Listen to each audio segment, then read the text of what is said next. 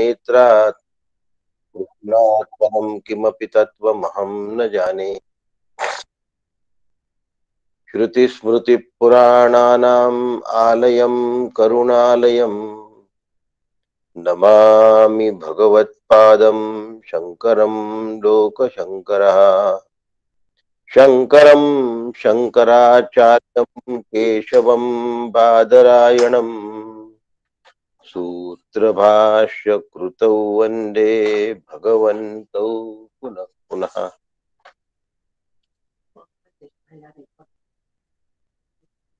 सदाशिवसमारम्भां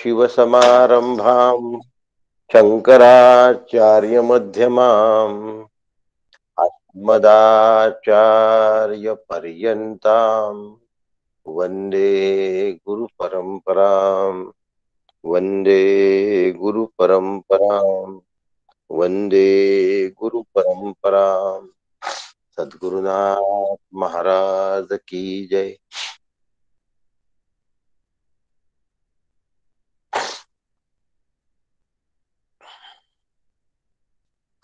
भूमिरापो नलो वायु खं मनो बुद्धिरेव च अहंकार इतीयं मे भिन्ना प्रकृतिरष्टधा अपरेयमितस्त्वन्यां प्रकृतिं विद्धि मे परां जीवभूतां महाबाहो ययेदं धार्यते जगत् एतद्योनीनि भूतानि सर्वाणीत्युपधारय अहं कृष्णस्य जगतः प्रभवः प्रलयस्ततः।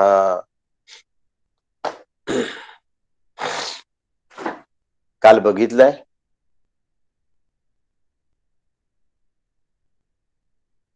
हजारो लोकांमधून एखादा कोणीतरी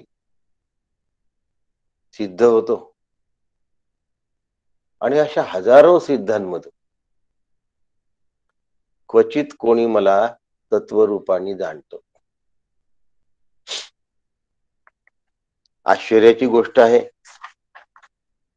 आणि इतकी कठीण गोष्ट असताना सुद्धा परमार्थ आम्ही एवढ्या लाईटली घेतो.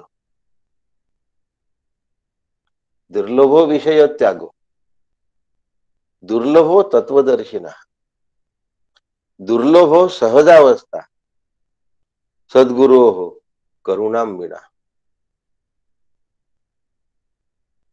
सद्गुरूंची करुणा प्राप्त होण्यासाठी माझे अथक प्रयत्न अत्यंत गरज आहे. माझ्या सातत्याच्या प्रयत्नांची गरज आहे. आम्हाला काय वाटतं, पहिले सद्गुरूंनी कृपा करा. माझे प्रयत्न सातत्याचे असावे असं मला नाही वाटत. पण श्री गुरूंनी कृपा करावी हे मात्र सारखं वाटत असतं. श्री गुरु मुळातच कृपावंत आहे, कारण दयाळुत्व हा त्यांचा स्वभाव आहे. आणखीन एक गोष्ट सांगतो. त्यांनी देह धारण हा फक्त आपल्या कल्याणासाठी केला आहे, माझ्या कल्याणासाठी. नेहमी लक्षात ठेवावं. काय लक्षात ठेवावं? माझ्या श्री गुरूंनी माझ्या कल्याणासाठी जन्म घेतला आहे. माझ्या श्री गुरूंनी माझं भलं होण्यासाठी जन्म घेतलाय. काकांनी का बरं जन्म घेतला? माझा उद्धार झाला पाहिजे म्हणून, मी ब्रह्मरूप झालो पाहिजे म्हणून. मनामध्ये नेहमी हे लगे. जगाच्या कल्याणा संतांच्या विभूती हे अगदी बरोबर आहे, पण साधकांनी ते फक्त स्वतःसाठी समजायचं. आणि माझ्या कल्याणासाठी माझे श्री गुरु जर जन्माला आले असतील, ही जर माझी धारणा पक्की झाली आहे, तर पक्क लक्षात ठेवायचं की मग मला माझा उद्धार करून घेणं गरजेचं आहे की नाही. माझ्या श्री गुरूंना नेहमी असं वाटलं पाहिजे की याच्यासाठी मी जन्म घेतला, यांनी त्याचं चीज काय वाटलं पाहिजे, हा चीज केलं याने. ज्याच्यासाठी मी एवढा जन्म घेतला, इतक्या हालपेष्टा सहन केल्या, पण नाही, माझ्या शिष्याला याची जाणीव आहे. हा विचार माझ्या अंतःकरणात तेवत ठेवण्याची गरज आहे. आणि म्हणून आश्चर्यवत कष्टती कष्टी देनम आश्चर्यवद वदती तथैव चान्य. आत्मस्वरूपाबद्दल सांगणारा विरळ असतो आणि आत्मस्वरूपाचा अनुभव घेणारा त्याहून विरळ असतो.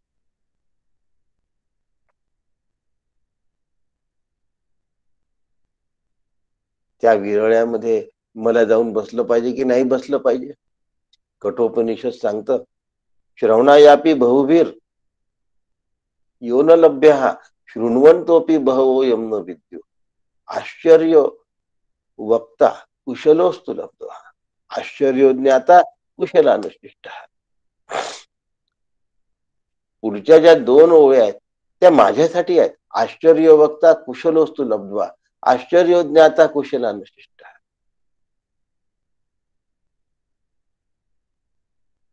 आत्मतत्व ऐकणारा आणि तत्वाबद्दलचा विचार करणारा परम भाग्यवान आहे, हे मला मान्य आहे. अगदी मान्य आहे, 100% मान्य आहे. पण सांगणारा दुर्मिळ आहे आणि सांगणाऱ्याला समजून घेणारा दुर्मिळ असावा की नाही हो? आमची नेहमी तक्रार काय असते?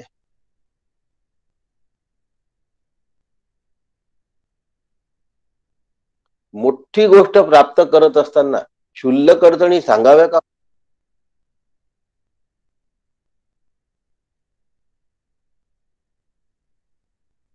मोठी गोष्ट प्राप्त करायची. आपण एक उदाहरण घेऊया. मॅरेथॉन रेस आहे. मॅरेथॉन शब्दाचा अर्थ 22 किलोमीटरची असते ती रेस.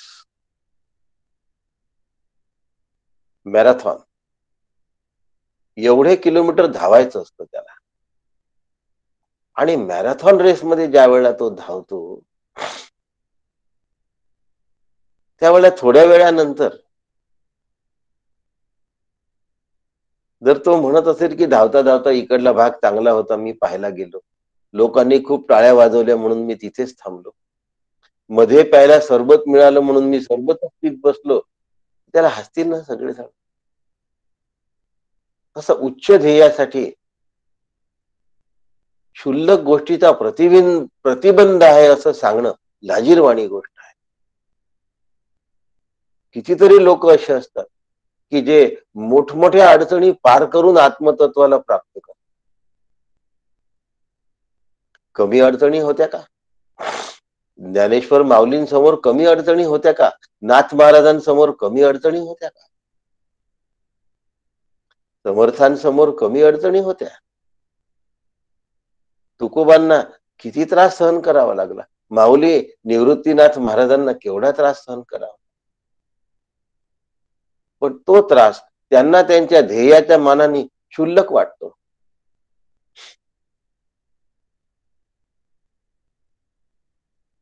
त्यांना त्यांच्या ध्येयाची उंची कळली असते, त्यांना त्यांच्या ध्येयाचा दर्जा कळला. बहुतेक क्रिकेट प्लेयर्स ज्या वेळेला निवृत्त होतात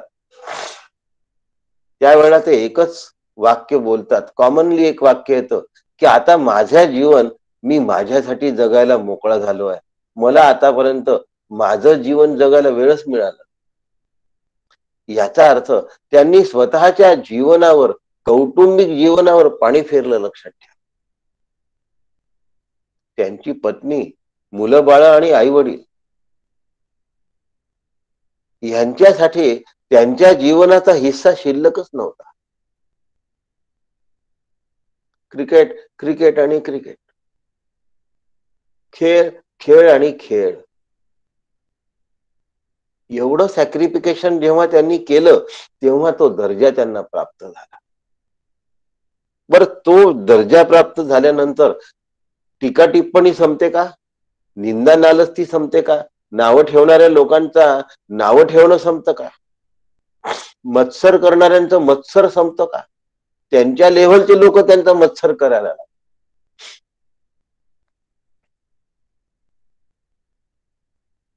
एका पंतप्रधानाचा मत्सर कोण करतं? विरोधी पक्षाचा नेता करतो. त्याला माहिती असतं की याचं जर हे पद गेलं तर तिथे मी जाऊन बसणार. विरोधी पक्ष नेता त्याचा मत्सर करत असतो. काही नगरपालिकेचा नगरसेवक त्याचा मत्सर नाही करत. मत्सर करायसाठी सुद्धा त्याच्या बरोबरीचा लागतो, तोडीचा माणूस. त्याला त्याचा दर्जा समजला असतो आणि आम्हाला दर्जा नसतो समज. मग आम्ही क्षुल्लक बाबींना अडचणी गृहीत धरतो आणि अडचणींमध्ये कसं होईल असं वाटतं.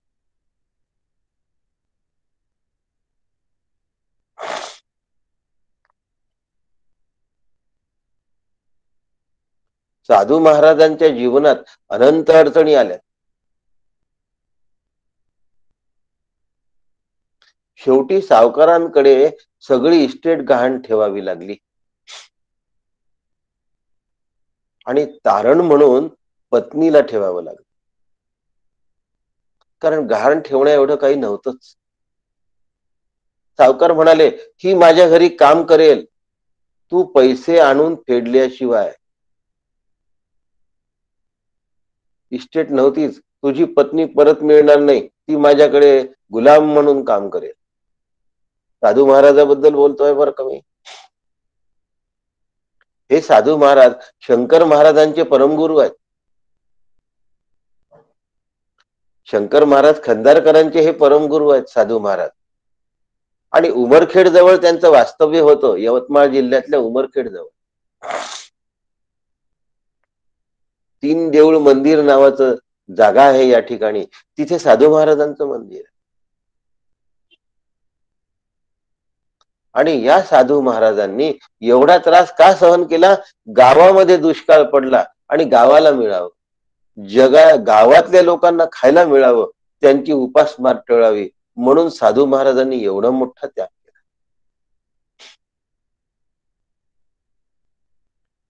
आपल्या देशाच्या सरहद्दीवरचे सैनिक केवढा मोठा त्याग करतात, खेळाडू केवढा मोठा त्याग करतात, संत त्याही पेक्षा मोठा त्याग करतात.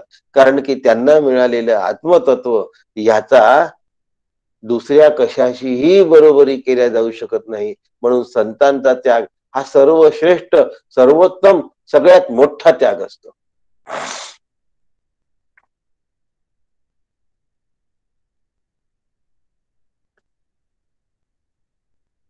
म्हणून मनुष्याणाम सहस्त्रेषु कश्चित यतते सिद्ध येत, क्वचित कोणी सिद्ध होतो हो याच्यातनं.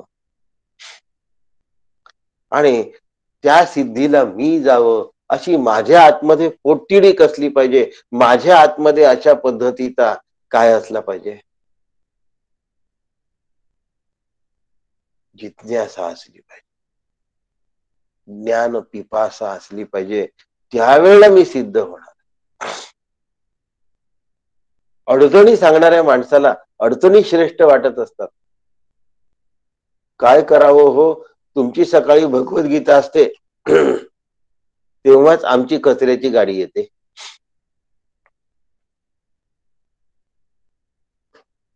कसं ऐकणार गीता? त्याला सांगावं लागतं, तुझं खरं आहे बाबा, तू त्या कचऱ्याच्या गाडीलाच महत्व दे. एक दिवस त्याच गाडीत बसून जाण्याची वेळ आहे, कारण श्रेष्ठ तत्वज्ञान ऐकायला तुला मिळालंच नाही, तू जाशीलच कुठे? कशासाठी काय अडचण सांगावी? हास्यास्पद अडचणी असतात.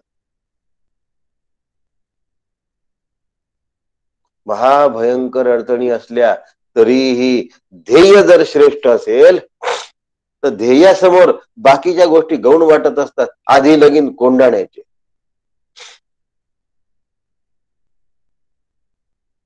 ढाल तुटल्यानंतर स्वतःचा हात समोर करायला मागे पुढे नाही पाहिलं, परंतु यशश्री माझ्या राजाला मिळाली पाहिजे. मी माझ्या राजाचा चाकर आहे, शिवरायांचा मावळा आहे. स्वतःचा देह द्यायला तयार आहे, पण ध्येयापासून च्युत व्हायला तयार नाही. ही जिद्द ज्या दिवशी साधकाच्या अंतःकरणामध्ये येते त्यावेळेला सहस्त्रेषु ही गोष्ट तो लीलया पार करतो. आणि यततामपि सिद्धानाम, सहस्त्रामधून होणारा एखादा जो सिद्ध असतो त्यातल्याही एखाद्यामध्ये जाऊन बसतो पण ही जिद्द शेवटपर्यंत ठेवावी लागते. आमची जिद्द तर सर्दी पडसं झालं की कोलमडून पडते. थोडासा ताप आला की बिघडून जाते. कार्यप्रसंग आले मोडून जात. कोणत्याही कार्यप्रसंगाचा नुसतं निमित्तच मिळो, त्या कार्यप्रसंगाच्या आधीपासून आमचा अभ्यास बंद. संतांचं तसं नसतं. आणि म्हणून क्वचित कोणी मधल्या दुसऱ्या क्वचित मध्ये ते पोचतात.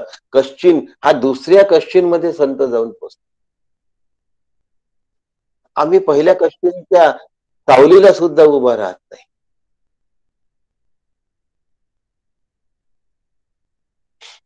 आणि यासाठी समग्र ज्ञानाची गरज आहे. आणि म्हणून आजचा श्लोक आहे, भूमिरापो नलो वायू खम मनो बुद्धी रेवच अहंकार इति यम्मे भिन्ना प्रकृती रष्टधा. आता जगन निर्मिती, ब्रह्मांडाच्या निर्मितीबद्दल भगवंत सांगतात.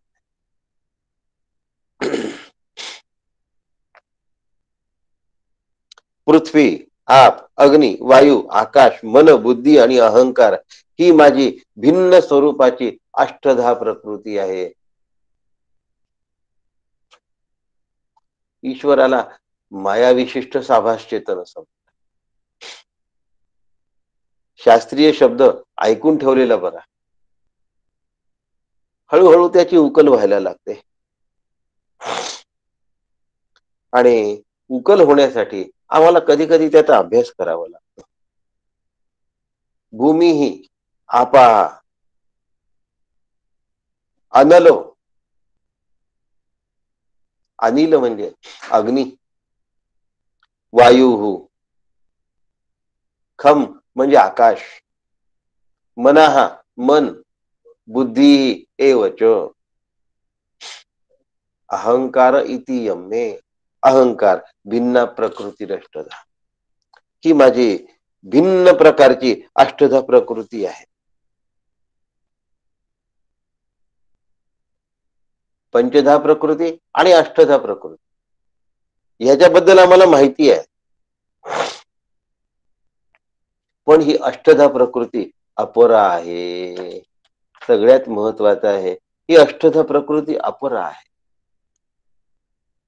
हे लगेच पुढच्या श्लोकामध्ये सांगितलंय, अपरयमितस्त्वन्याम प्रकृतीम विद्धी मे पराम जीवभूता महाबाहो ययेदम धार्यते जग. मी जी धारण केलेली अष्टधा प्रकृती आहे ती अपरा आहे, म्हणजे कनिष्ठ स्वरूपाची आहे, हलक्या स्वरूपाची आहे. ज्याला आपण गौण म्हणतो ती गौण आहे. आणि म्हणून परा आणि अपरा या प्रकृतीबद्दल एकदा थोडस आपण समजून घेऊ.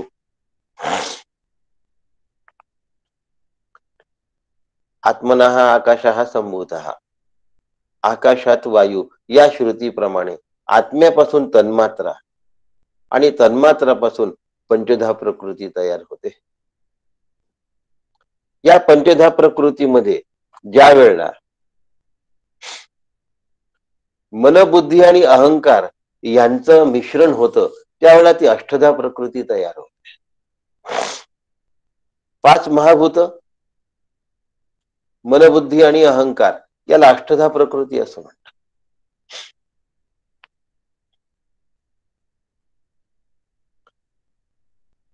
आता अव्यक्तातून महत तयार झालं, महतातून अहंकार तयार झाला, बुद्धी तयार झाली, मन तयार झालं.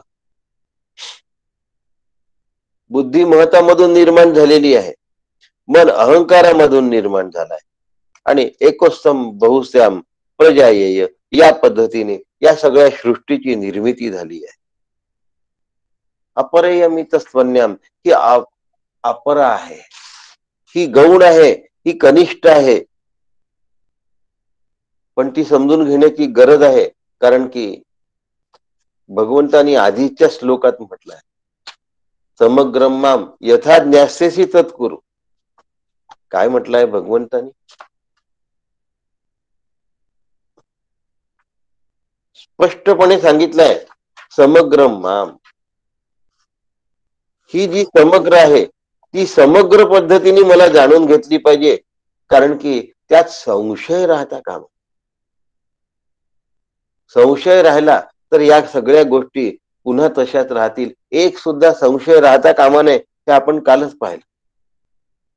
अहंकारामधून संकल्प विकल्प निर्माण होतो. अहंकार अज्ञानातून निर्माण होतो. म्हणून अहंकार ही तमोगुणाची निर्मिती आहे.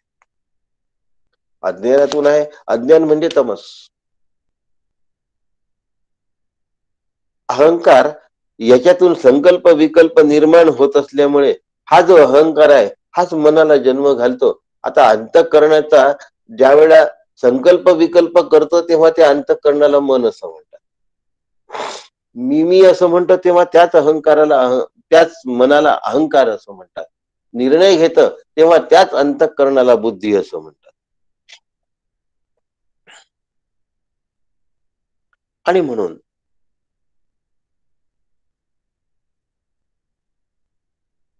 ही जी अज्ञानावस्था आहे ती कारणावस्था आहे. अज्ञान या कारणातून जगदोत्पत्ती झालेली आहे. जगदोत्पत्ती ज्ञानातून झालेली नाही, लक्षात ठेवा. आणि म्हणून नेहमी हे लक्षात ठेवायचं की याच्या खूप खोलात जाण्यापेक्षा काही गोष्टी बारकाईने याच्यात लक्षात ठेवायच्या. काकांनी एक सुंदर विधान सांगितलं आहे.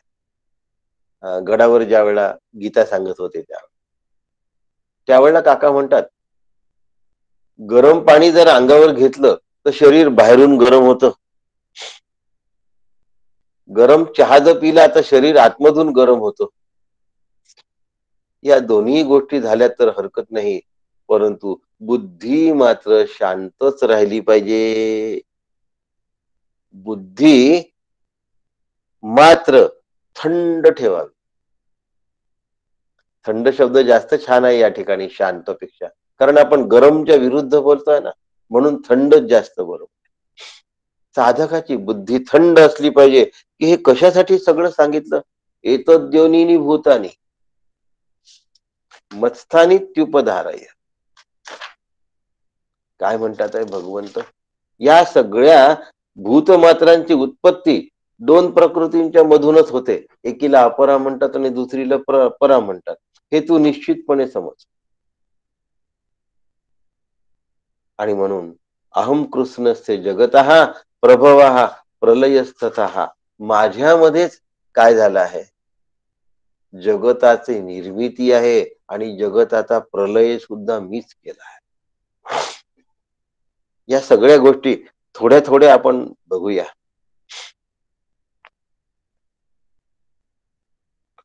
एतद्योनिनी भूतानी मत्स्थानित्युपधारय.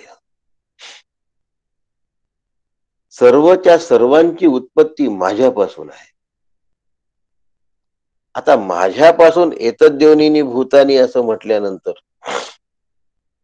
माझ्या नेहमी हे लक्षात आलं पाहिजे की भूत मात्र जर ईश्वरापासून निर्माण झाले आहे तर सर्व भूतांमध्ये ईश्वर आहे की नाही?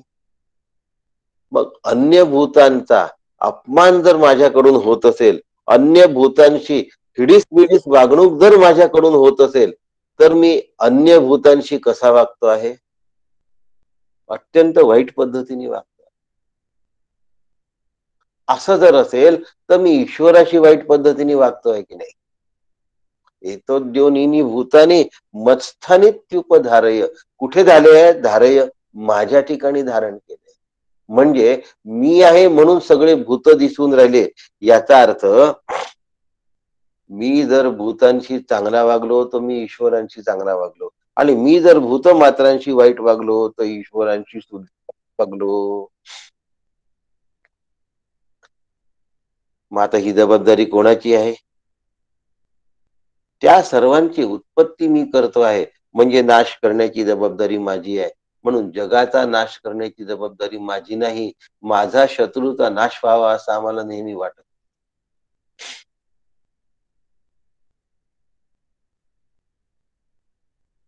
पण सकळ करणे जगदीशाचे, आणि कवित्वाची काय माणूस आहे, याला अप्रमाण असं. बोलात बोल नाही असं म्हणतात. अशा माणसाची कधीही परमार्थामध्ये प्रगती होत नाही. याचा अर्थ स्पष्ट झाला की माझं जे शरीर आहे हे ईश्वर निर्मित आहे, मी निर्मित नाही. माझं शरीर जर जगतरूप आहे, माझं शरीर जर भगवंतानी निर्माण केलं आहे आणि माझ्या शरीराचा सांभाळ करणाराही तोच आहे, तर माझ्या शरीराची विल्हेवाट, चांगला शब्द नाही, कशी लागावी ह्याची चिंता मी करावी की त्यांनी पाहून घ्यावं? शरीर कोणाचं आहे? त्यांनी दिलेलं आहे. त्याला माझं कोणी म्हटलं आहे? मी म्हटलं आहे. एखाद्याने घर भाड्याने दिलं आणि भाडेकरूंनी ते घर माझंच आहे असं जर पक्क समज करून घेतला आणि घरमालकाने घर सोडा म्हटल्यानंतर जर भाडेकरूंनी म्हटलं की मी नाही सोडत घर,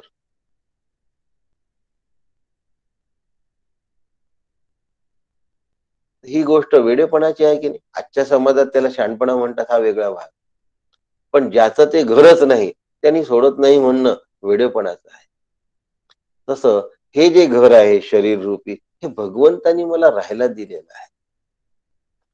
मग त्या घरामध्ये आसक्त होण्याची जबाबदारी माझी नाही. मला अनासक्त वृत्तीने तिथे राहता आलं पाहिजे. धर्मशाळेत आपण काही संकल्प करून राहतो का हो? धर्मशाळेमध्ये चला बा आपण इथे आलो, आता हे आपलं झालं असं कधी वाटतं का हो आपल्याला? म्हणून नेहमी लक्षात ठेवलं पाहिजे की त्याच्यामुळे मी आहे. वेदांतामध्ये याला तेनस्त्वम असं म्हणतात. भक्तीची किंवा अभ्यास करायची ही पहिली पायरी आहे की हे जे शरीर आहे की नाही हे त्याच्यामुळे आहे, म्हणजे त्याचं आहे. तेनस्त्वम. दुसरी पायरी आहे, तू पण त्याचाच आहेस. शरीर त्याचा आहे आणि तू पण त्याचाच आहे. त्याला तस्यत्वम असं म्हणतात. आणि तिसरी पायरी आहे तत्वम. तेच तू आहेस.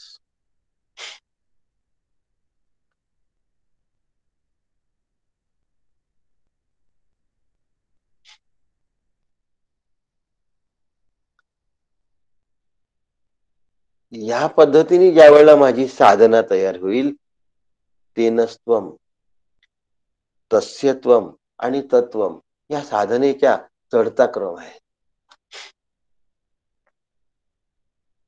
भक्तीमध्ये देव माझा आहे, पहिली पायरी.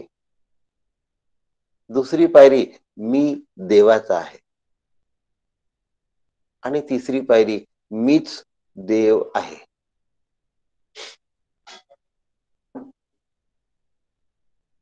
मीच देव आहे. एक तर असा विचार करा किंवा तेन स्वम तस्यत्वम तत्वम असा विचार करा. दोन्ही मध्ये ते मी आहे ही तिसरी पायरी कॉमन आहे. म्हणून मला माझं काम करायचं आहे. शरीर त्यांनी दिलंय ना, मग त्यांनी दिलेल्या शरीरामध्ये, शरीर म्हणजे स्थूल आणि सूक्ष्म दोन्ही पण आले. कारणाचा विचारच नाही कार्य करत असताना, कारण शरीर काम करतच नसतं. त्याच्यामुळे स्थूल शरीर आणि सूक्ष्म शरीर काम करतं. स्थूल शरीर म्हणजे हातपाय नाक कान डोळे आणि सूक्ष्म शरीर शब्दाचा अर्थ ढोबळ आणि अंतःकरण असा घ्या.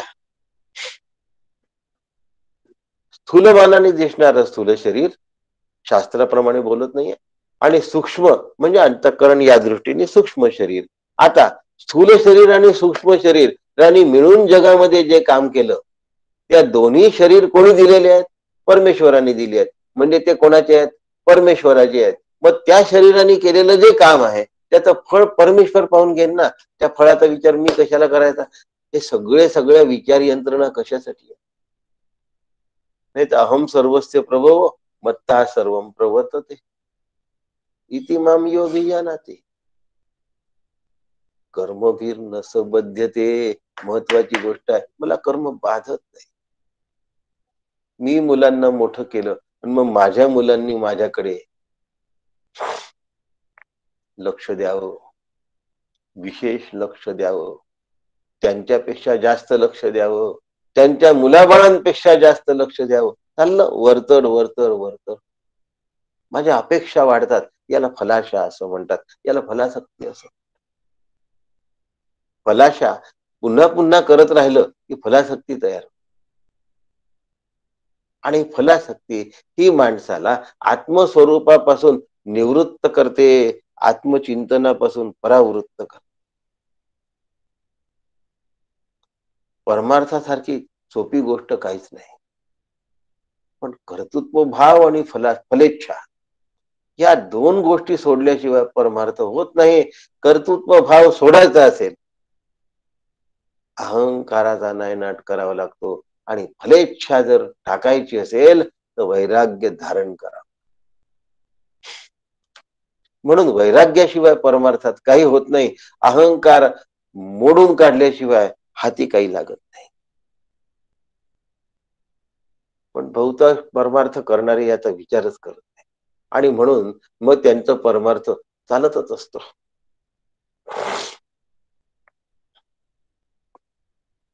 कोजागिरीला दूधवाल्याला दूध सांगितलं, कोणी 1 लिटर सांगतं, कोणी 5 लिटर सांगतं, कोणी काय सांगत.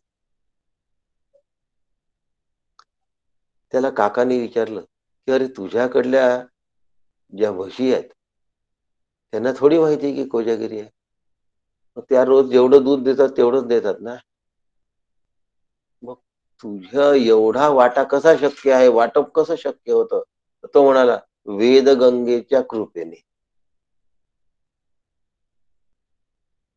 वेदगंगेच्या कृपेने ज्याची जेवढी डिमांड आहे तेवढं मी त्याला पुरवू शकतो. जनावरांच्या कृपेने नाही म्हटलं ते, वेदगंगेच्या कृपेने असं म्हटलं. असा जो पांचट झालेला परमार्थ आहे याच्यातून आत्मतत्व लागेल का हो? असा जो पाणीदार परमार्थ आहे याच्यातून आत्मतत्व लागणार आहे का?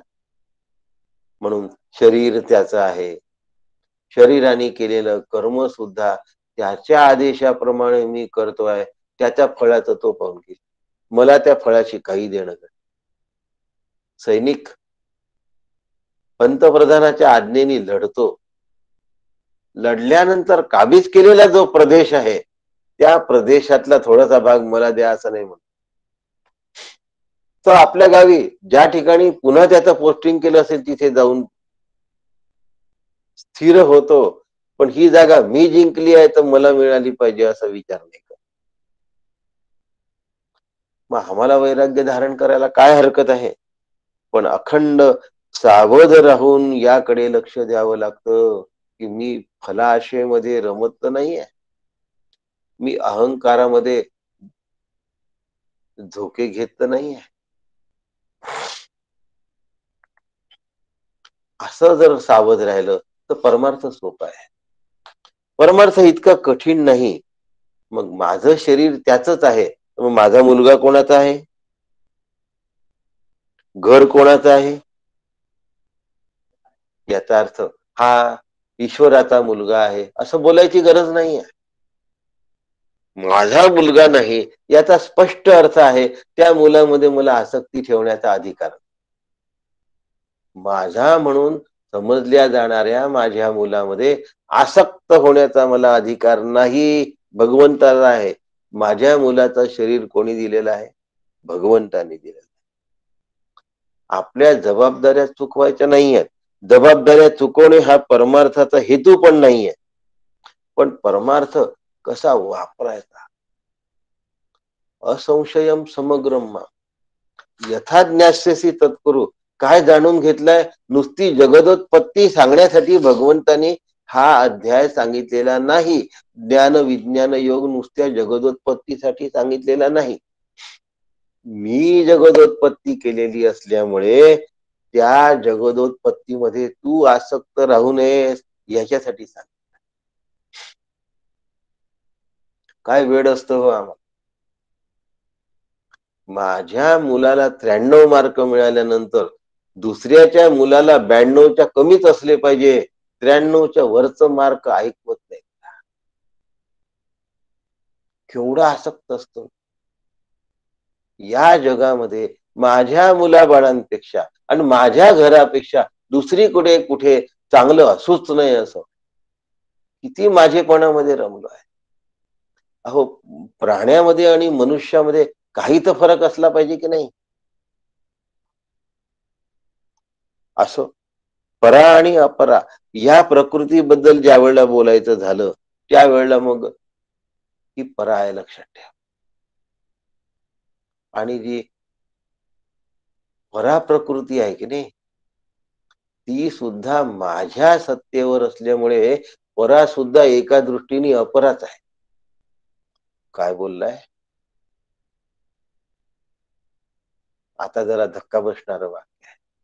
आतापर्यंत अपरा गौण आहे कळत होतं. अपरा निम्न आहे हे कळत होतं. परा श्रेष्ठ आहे हे कळत होतं. पण पराभक्ती सुद्धा माझ्या सत्तेवर आहे. मत्त परतरम नान्य किंचिदस्ती धनंजय. माझ्या सत्तेवर आहे हो. माझ्या सत्तेवर आहे. आता कसं माझ्या सत्तेवर आहे?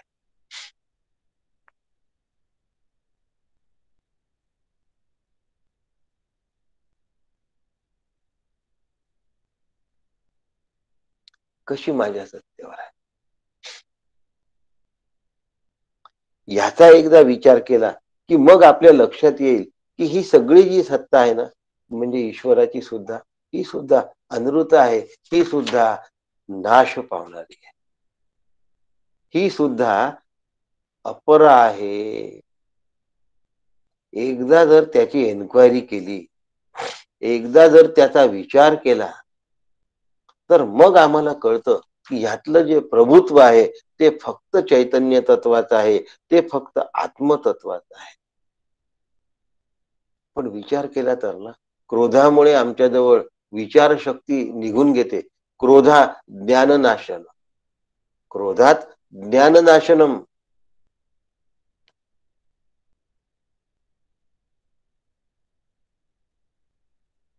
कामात कर्मनाशनम आणि लोभात भक्तिनाशनम. तो फळाची अपेक्षा करायला लागतो आणि लोभात निघून घेतो. त्याच क्षणी नाश होतो. म्हणून ज्ञानाचा अभ्यास करणाऱ्यांना संताप करण्याचा अधिकार नाही. आणि नेमकी वकालत करणारे ज्ञानीच असतात बघा. थोडासा अभ्यास झाला, त्याला काय म्हणतात? तुटपुंज अभ्यास, जेमतेम अभ्यास, बेताचा अभ्यास झाला की त्या अभ्यासाने समोरच्याला हाणून पाडण्याची वृत्ती तयार होते की मी आता याला कायच ज्ञान सांगतो की माझ्या समोर तो बोलूच शकत नाही. आणि जर का तो बोलला आणि त्यांनी जर माझा मुद्दा काटला तर मग क्रोध. माया घालवायची असेल तर विचारच स्वीकारला पाहिजे.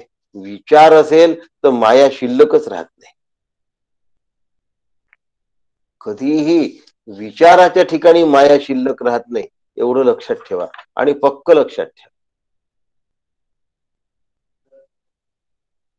आता पंचमहाभूत आणि शरीर याला जर पराप्रकृती अपराप्रकृती म्हटलं तर अंतःकरणाला पराप्रकृती असं म्हणायचं.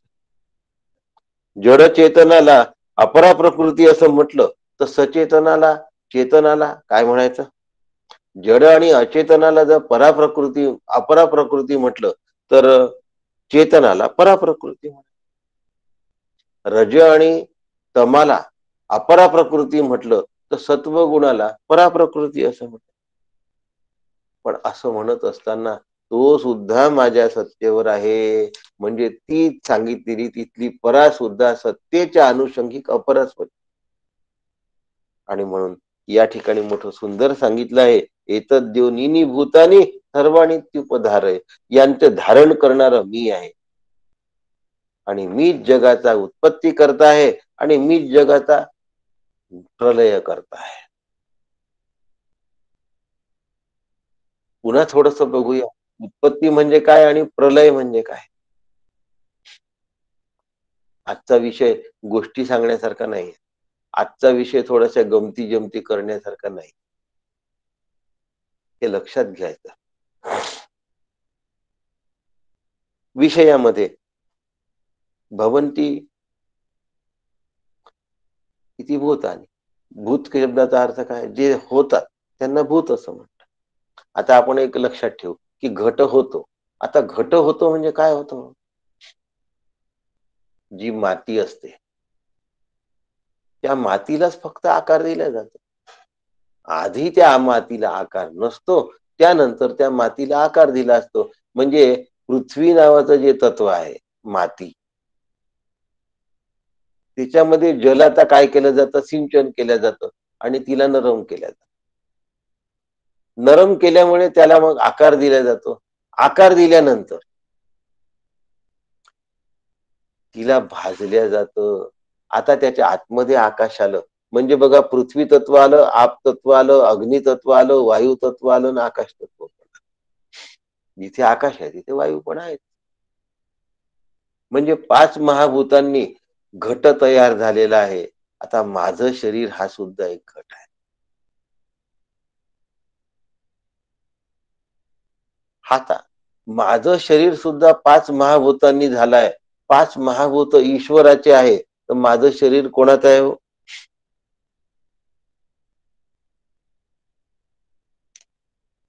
मग आता तसं समजत नाही आम्हाला. तर मग ब्रह्मापासून निर्मिती झाली म्हणून समजावं.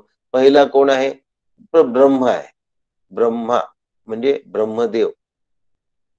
आणि ब्रह्मदेवापासून प्रकृती तयार झाली असं समजावं. म्हणजे पुन्हा माझ्या शरीरावर हक्क दाखवण्याच्या भानगडीत पडू नये. म्हणून भगवंत म्हणतात की या जगताची निर्मिती सुद्धा मीच केलेली आहे. मग आता ब्रह्मस्वरूपामध्ये तीच लय पाळते. ब्रह्मस्वरूपामध्ये लय सुद्धा तीच पावते. एकदा लक्षात आलं की मग आम्हाला पूर्णपणे कळतं की हे सगळं भगवंताचं असताना मी माझ्या नावाने का बरं मिरवतो आहे. म्हणून हा एक श्लोकाचा थोडासा आशय आपण घेऊन घेऊ. मत्तः परतरम नान्यत किंचिदस्ति धनंजय मयि सर्वमिदं प्रोतम सूत्रे मणिगणाय. हे अर्जुना, माझ्या व्यतिरिक्त दुसरं काहीही नाही. दोऱ्यात ज्याप्रमाणे मणी ओवले जातात त्याप्रमाणे सर्व विश्व माझ्यामध्ये ओवलं जात. आता माझ्या व्यतिरिक्त अन्य दुसरं काही नाही याचा अर्थ मला दिसत असलेलं प्रत्येक परमेश्वर आहे की नाही.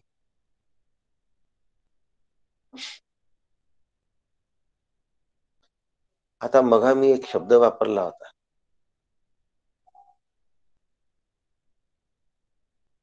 तो शब्द आहे माया विशिष्ट साभास चेतन. थोडासा समजवतो.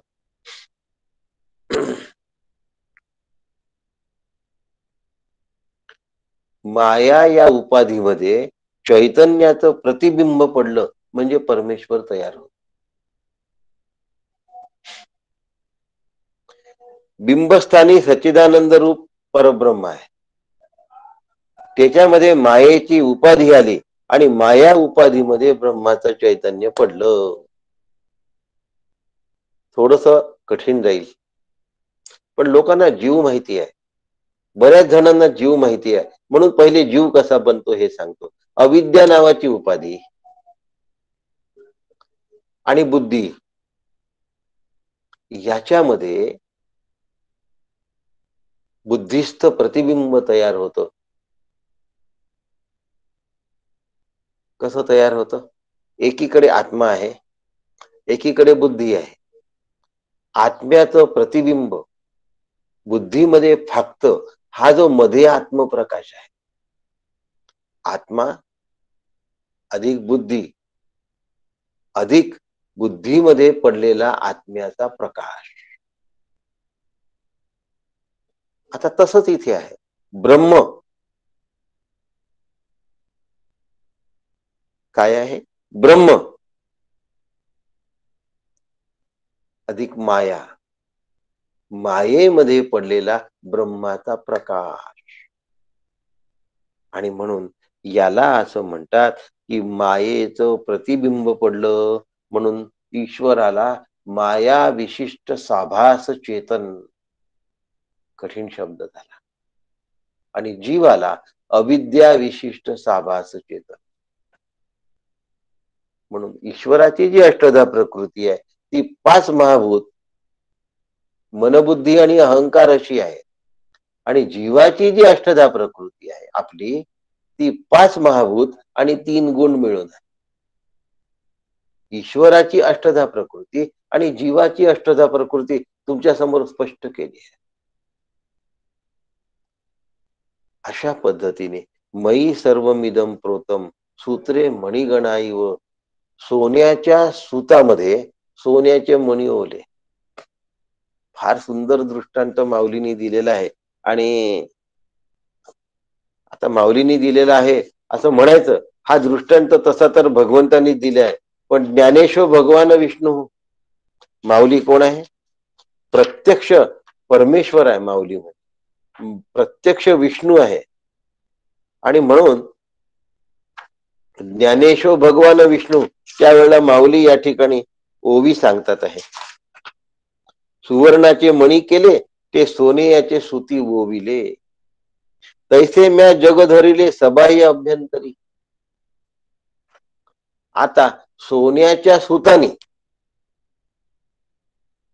सोन्याच्या मण्यामध्ये प्रवेश केला आणि सोन्याच्या सुतामुळे सोन्याच्या मण्याची माळ तयार झाली. आता मण्याच्या आतमध्ये सोन्याचा तार आहे आणि सोन्याच्या ताराच्या बाहेर सोन्याचे मणी आहेत. आता माझ्यासारखा माणूस काय करतो? माझ्यासारखा माणूस हा विचार करतो की हा मणी गोल आहे, हा मणी चौकोनी आहे, हा मणी षटकोनी, हा मणी लहान आहे, हा मणी मोठा आहे.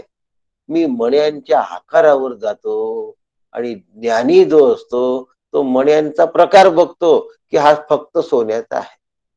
मग तो अष्टकोनी असो, चौकोनी असो, गोल असो, लहान असो की मोठा असो, प्रकार कोणता आहे? सुवर्ण हा प्रकार आहे. धाग्याचा प्रकारही सुवर्णच आहे आणि मण्याचा प्रकारही सुवर्णच आहे. म्हणून मग ज्ञानी म्हणतो इथे सुवर्णाशिवाय काहीही नाही, आणि अज्ञानी म्हणतो किती आकाराचे मणी आहेत. अज्ञानाला त्या मण्यातलं सुवर्ण दिसत नाही आणि त्या धाग्यातलंही सुवर्ण दिसत नाही. म्हणून अज्ञानी कोणाला म्हणावं? ज्याला अधिष्ठान कळत नाही त्याला अज्ञानी म्हणावं.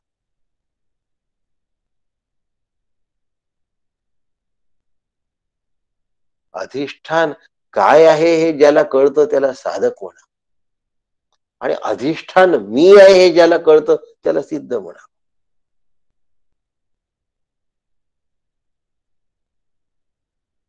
मयी सर्वमिदं प्रोतम सूत्रे मणिगणाई. हे सगळं मी आहे हे एकदा लक्षात आलं म्हणून मायेच्या उपाधीने युक्त असलेला तो परमेश्वर आहे. म्हणून तो माया विशिष्ट साभास चेतन आहे. म्हणून ईश्वराच्या उपासनेच्या सुद्धा मागे लागायचं नाही, ब्रह्मरूपतेचाच प्रयत्न करायचा. तो प्रयत्न सुद्धा अविद्या नाशापर्यंतच करायचा आहे, नाही तर ब्रह्मरूपतेचा फार प्रयत्न करत बसण्याची गरज नाही. प्रयत्नाने ब्रह्मरूपता मोडते पण येत नाही. ब्रह्मरूपता प्रयत्नाने घडत नाही, आणि म्हणून ते कर्तृतंत्र नाही. मला माहिती आहे आज थोडं कठीण होत. ब्रह्मरूप होणं हे तुमच्या कर्तृत्वावर अवलंबून नाही. अज्ञान निवृत्ती तुमच्या कर्तृत्वावर अवलंबून आहे. अज्ञान निवृत्ती माझ्या कर्तृत्वावर अवलंबून आहे. अज्ञान निवृत्ती करणं जीवाच्या हातात आहे, आणि मी ब्रह्म आहे ती अखंड वृत्ती धारणा करणं जीवाच्या हातात आहे. पण या वृत्तीतून ब्रह्मरूपतेत सहजता निर्माण होणं सद्गुरूंच्या हातात आहे. इथपर्यंतचा प्रवास माझा आहे, पुढचा प्रवास सद्गुरूंचा आहे, लक्षात ठेवा. पण मला माझ्या वृत्तीतून बाहेर येता कामा नये. आता मी काय म्हटलं याच्यासाठी उदाहरण देणं फार कठीण आहे, पण देतो. कठीण असलं तर त्याला सोपं तर करताच आलं पाहिजे. गाडीमध्ये बसणं माझ्या हातात. तिकीट काढून रीतसर, कायदेशीर, शास्त्रीय पद्धतीने आपलं रिझर्वेशन असलेल्या सीटवर जाऊन बसणं माझ्या हातात आहे.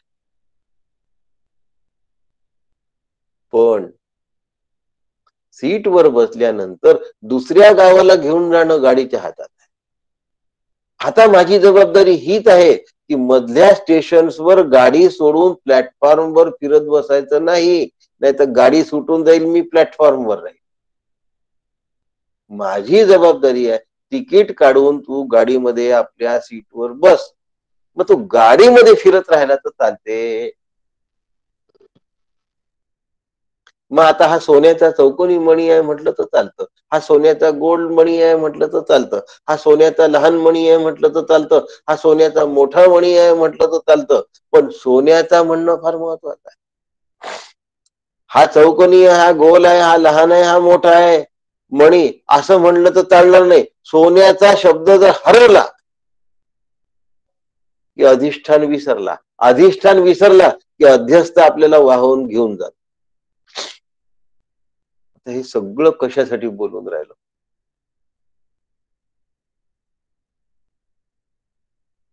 माझा मुलगा ईश्वर निर्मित आहे, माझं शरीर ईश्वर निर्मित आहे, माझी संपत्ती ईश्वर निर्मित आहे, माझी पत्नी ईश्वर निर्मित आहे, माझे मित्र ईश्वर निर्मित आहे. या सगळ्यांशी मला व्यवहार करत असताना ईश्वर भाव कायम ठेवता आला पाहिजे. मी जेवत असलेलं अन्न ईश्वर निर्मित आहे, लक्षात ठेवायचं नाही. आणि जे जे ईश्वर निर्मित आहे त्याला ईश्वर म्हणून मला जपता आलं पाहिजे, त्याला मला ईश्वर म्हणून जपता आलं पाहिजे. आणि ईश्वर भावातून ब्रह्मभावात प्रवेश करणं सोपं आहे. म्हणून व्यवहारार्थ सगळा ईश्वर भाव, अनुभवार्थ ब्रह्मभाव.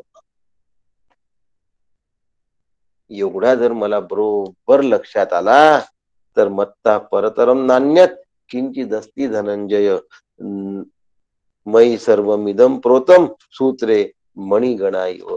इथपर्यंत आपण आज आलेलो आहे आणि इतकी वाटचाल फार महत्वाची आहे. सूत्र आणि मणी यांच्यात आधार आधेय संबंध आहे. मण्यांना अनेक नाम आहे, अनेक रूप आहे, मण्यामध्ये भिन्नता आहे. सूत्र आणि मणी यांच्यामध्ये भेद दिसतो, म्हणून आधार आणि आधेय नेहमी भिन्न स्वरूपाचं असत. जगत आधेय आहे, ब्रह्मस्वरूप आधार आहे. आधारावर आधेय अवलंबून असत आणि आधेयाच्या मागे कधीही लागण्याचं कारण नाही. आधार बघावा. आता मातीचा घट आहे आणि सुवर्णाचा घट आहे, दोघांमधल्या आकाशात भिन्नता आहे का हो काही? अजिबात आकाश यांच्यातलं भेद नाही. उपाधीच्या दृष्टीने सुवर्णाच्या कलशामधलं आकाश आणि मृत्तिकेच्या कलशामधलं आकाश हे जरी वेगवेगळं असलं तरी गुणधर्माने आकाशात जरा सुद्धा फरक नाही. म्हणून उपाधीला सत्यत्व देऊन जो भेद बघतो तो अधिष्ठानाला नेहमी दुर्लक्षित करतो. म्हणून आधेयाच्या मागे न लागता आधाराच्या मागे लागतो. माता मत्ता परतरम नान्यत किंचित अस्ति धनंजय याच्यामध्ये एक गोष्ट लक्षात ठेवायची. ती गोष्ट अशी आहे की या जगन निर्मितीचं उपादान कारण ईश्वर आहे आणि निमित्त कारण सुद्धा ईश्वर आहे. एवढा मुद्दा 2 मिनिटात सांगतो आणि थांबतो. घट तयार करताना जी मृत्तिका म्हणजे माती लागते ते उपादान कारण आहे. सगळ्या घटांमध्ये माती आहे, पण सगळे घट कुंभारांनी तयार केले आहेत. कुंभार घटामध्ये नाही, तो घटापासून वेगळा आहे. उपादान कारण हे नेहमी कार्यामध्ये अनुस्यूत असतं आणि निमित्त कारण हे नेहमी कार्यापासून दूर असतं. म्हणून कुंभार घटापासून दूर आहे, माती घटापासून कधी दूर होऊ शकत. या जगन निर्मितीचं ईश्वर उपादान कारण पण आहे आणि ईश्वरच निमित्त कारण पण आहे. ज्याप्रमाणे कोळी घर तयार करतो, स्वतःच्या पोटातला थुंका काढून तो घर तयार करतो. म्हणजे कोळ्याचं जे जाळं आहे त्याचा उपादान कारण कोळीच आहे. मटेरियल कोणी दिलाय? कोळ्याने दिलाय, कोळीच झालाय. आणि कोळी त्या जाळ्यापासून पुन्हा बाजूला राहतो, निमित्त कारण पण कोळीच आहे. तसं ईश्वरच उपादान कारण आहे आणि ईश्वरच निमित्त कारण आहे या जगन निर्मितीचं, माझ्या देह निर्मितीचं. आणि म्हणून ईश्वराला निमित्तोपादान कारण असं म्हणतात. आणि म्हणून त्यांनी सांगितलं या ठिकाणी मयी सर्वमिदं प्रोतम सूत्रे मणिगणाई. या ईश्वराला सर्वत्र कसा बघायचा हे उद्या आपण 8व्या श्लोकापासून बघू. रसोहमप्सु कौंतेय. उद्या सकाळी बघायचं आहे. तोपर्यंत आपण आता आज विश्रांती घेणार आहोत. रामकृष्ण हरी. नमस्कार करतो. रामकृष्ण हरी. रामकृष्ण.